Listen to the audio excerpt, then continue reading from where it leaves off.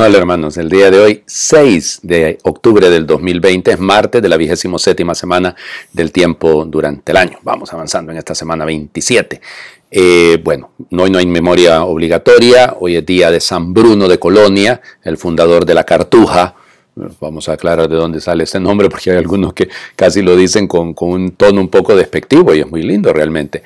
Miren, él nace alrededor del año 1030, no tenemos idea, nace en Colonia, luego se traslada a Reims, en Francia, que era en ese momento la diócesis principal, ahí estaba una escuela, las escuelas catedralicias, de donde luego van a salir más adelante las universidades. Entonces ahí va a haber una escuela catedralicia, a él lo nombran incluso canónigo más adelante, llega a ser encargado de la escuela, era una persona sumamente inteligente, el obispo lo nombra canciller de la diócesis, pues se pensaba que él iba a sustituir de hecho a ese arzobispo ahí, pero él tenía una vocación a la vida monástica y entonces con otro grupo de compañeros, con 6 compañeros más, son 7, andan buscando un lugar. De hecho, estuvo en Moulins, ahí estaba Roberto de Moulins, que recién ha fundado el Cister, que es una de las reformas de la rama benedictina, pero él quería un poquito más de exigencia, imagínense ustedes, más exigentes que los cistercienses. Y en fin, llega donde el obispo Hugo de Grenoble y él le dice, bueno, te voy a dar un lugar aquí, y los anima. De hecho, por eso se le considera a Hugo de Grenoble como el segundo, el cofundador de la orden. Y entonces les da un lugar en Chartreux. Así es, entonces fíjense, Chartrus, en latín, Cartesia, y entonces de ahí viene Cartujo, en latín es Cartesia, y entonces de ahí vendrá lo de Cartujos. Fíjense que son 7 miembros, si ustedes miran el escudo de los Cartujos, y siempre son 7 estrellas, y hacen referencia a los 7 fundadores, pues a los 7 primeros frailes. Ahí hay monjes, no frailes, monjes. Ahí estuvieron durante mucho tiempo. Miren, la vida de ellos durísima, ¿no? Cada uno en su celda, ese es el término que se utiliza. No es que están presos, sino que solamente se encuentran para el momento de las oraciones, sobre todo en la noche, los maitines a medianoche, los laudes muy temprano en la mañana, mucho tiempo de oración, mucho tiempo y al mismo tiempo muy poco tiempo, para la oración personal. Y muy poco contacto entre ellos, muy poco hablan, porque la vida es de oración y de meditación. Luego, lo que pasa es que el Papa Urbano lo manda a llamar, había sido alumno de él, y él está llevando adelante la reforma que se llama Reforma Gregoriana por el Papa Gregorio VII, y entonces lo lleva a Roma, y el hombre no se encontraba bien ahí realmente, y le pide al Papa, que el Papa lo quería nombrar obispo en Reggio Calabria, o sea, tenía un montón de opciones, pero él no, él quiere pasar sus últimos años viviendo como monje, y así que hasta que muere un 6 de octubre del año 1101, entonces vivirá realmente como un monje. Ustedes dirán, qué vida más rara esta, padre. Bueno, en esa época y todavía hoy en día el valor de la vida mística, el valor de la oración profunda, el valor del silencio orante, óigame, no tenemos que perderlo. El Señor Jesús tomaba tiempos también para orar. Bueno, vamos a las lecturas del día de hoy. Ya saben, la carta a los Gálatas es completamente polémica. Pablo se está defendiendo. Entonces, fíjense, capítulo 1, versículos del 13 al 24. Hermanos, ciertamente ustedes han oído hablar de mi conducta anterior en el judaísmo, cuando yo perseguía encarnizadamente a la iglesia de Dios tratando de destruirla. Deben saber que me distinguí en el judaísmo entre los jóvenes de mi pueblo y de mi edad, porque los superaba en el celo por las tradiciones paternas. Pero Dios me había elegido desde el seno de mi madre y por su gracia me llamó. Un día quiso revelarme a su Hijo para que yo lo anunciara entre los paganos. Inmediatamente, sin solicitar ningún consejo humano y sin ir siquiera a Jerusalén para ver a los apóstoles anteriores a mí, me trasladé a Arabia. Y después regresé a Damasco. Al cabo de 3 años fui a Jerusalén para ver a Pedro y estuve con él 15 días. No vi a ningún otro de los apóstoles excepto a Santiago, el pariente del Señor. Y Dios es testigo de que no miento en lo que les escribo. Después me fui a las regiones de Siria y de Cilicia, de manera que las comunidades cristianas de Judea no me conocían personalmente. Lo único que habían oído decir de mí era: el que antes nos perseguía ahora va predicando la fe que en otro tiempo quería destruir. Y glorificaban a Dios por mi causa. Palabra de Dios. Te alabamos, Señor.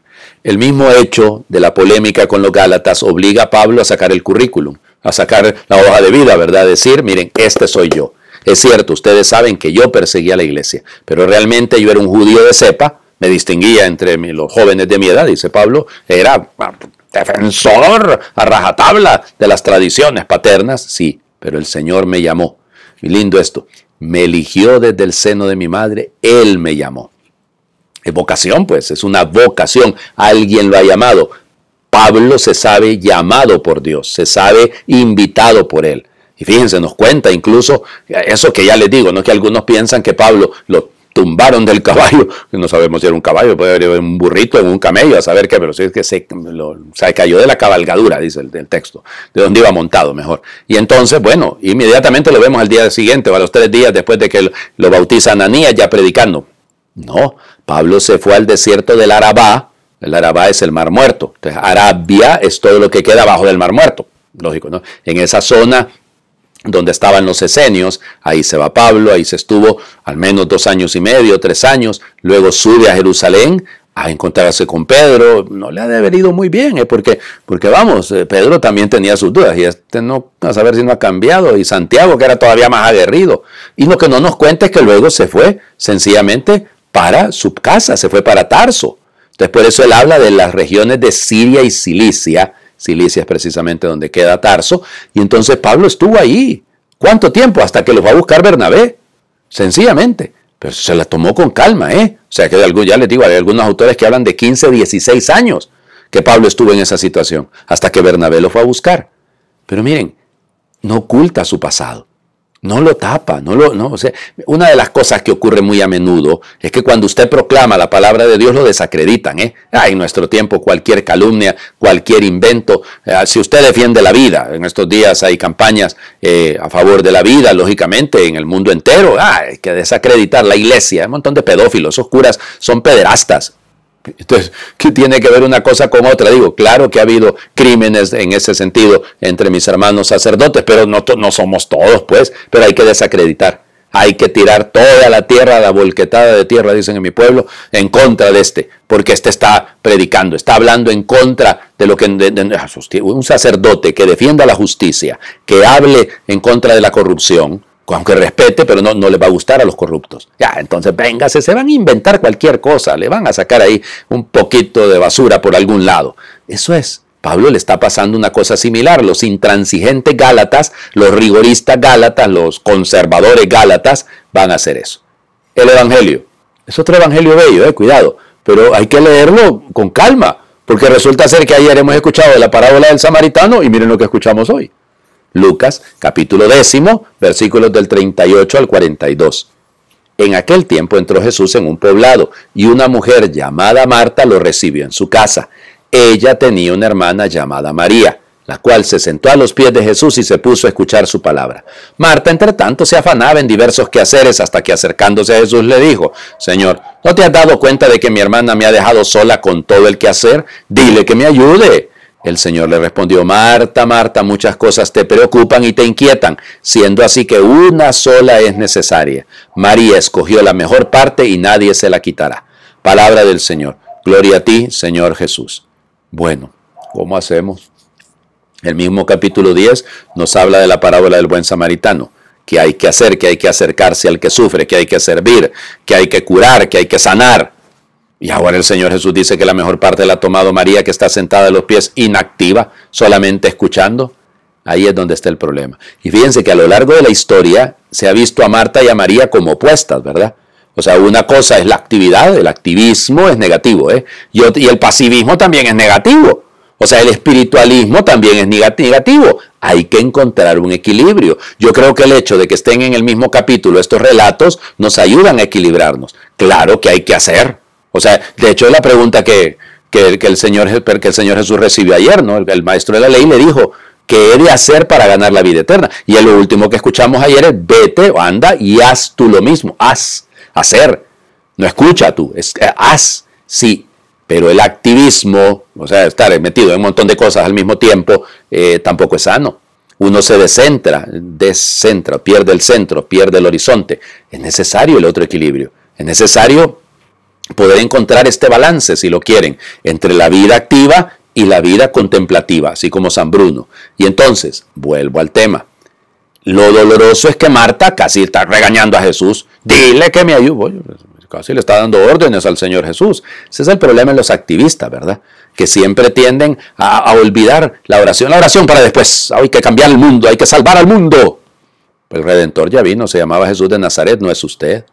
Ubíquese, o sea, quédese en el lugar donde le corresponde. No es que deje de actuar, no es que se desentienda del actuar, no. pero busque un equilibrio, ¿eh?